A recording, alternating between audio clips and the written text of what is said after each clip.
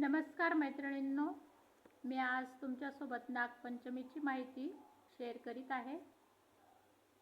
तर नागपंचमी हा श्रावण महिन्यातील महत्त्वाचा सण आहे।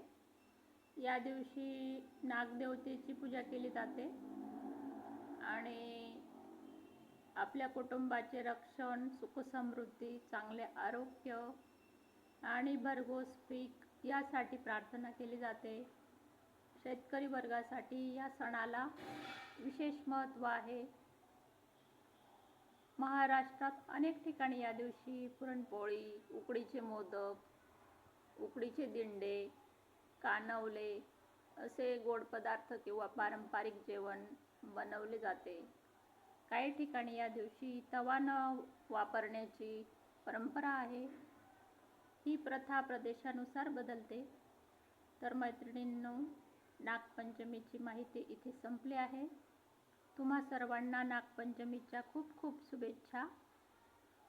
इथं आपला व्हिडिओ समाप्त झाला आहे। थँक्यू।